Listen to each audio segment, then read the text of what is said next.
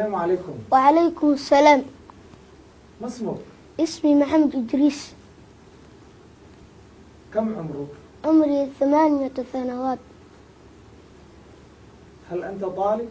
أنا طالب. أين تدرس؟ أنا أدرس في أكاديمية الإيمان. في أي فصل؟ أنا أدرس في الفصل الثالث الابتدائي. ممتاز. لماذا أنت محزون؟ أنا محزون لما يجري لإخواننا في قدس.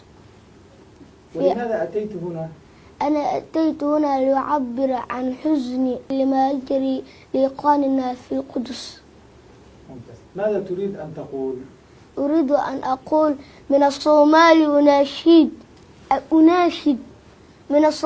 أناشد لكل المسلمين في العالم الإسلامي، وأقول لهم جميعا شيوخا ورجالا ونساء بل وأطفالا: إن كنتم مسلمين حقا فلا إسلام بدون قدس والمسجد الأقصى الذي هو منبعنا ومصرى نبينا محمد صلى الله عليه وسلم.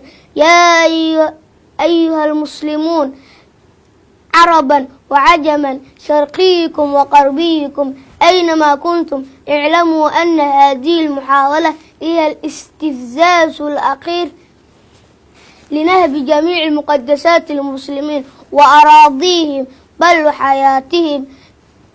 إن لم تدافعوا عن الأقصى لن تدافعوا الكعبة المشرفة، ولا فائدة بوجودكم. ودونالد ترامب يتلقى القرارات من كيان الصهيوني في تل أبيب وأمريكا اليوم تحت تل أبيب حاكمات الصهاينة. أيها المسلمون، أصبح دين المسلمين دين يظلم عمدا من أجل ارتباطهم بتعاليم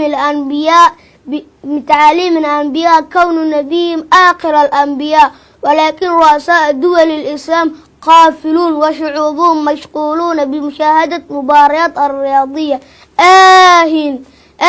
يا صلاح الدين، يا صلاح الدين، إلى متى يظهر مثلك؟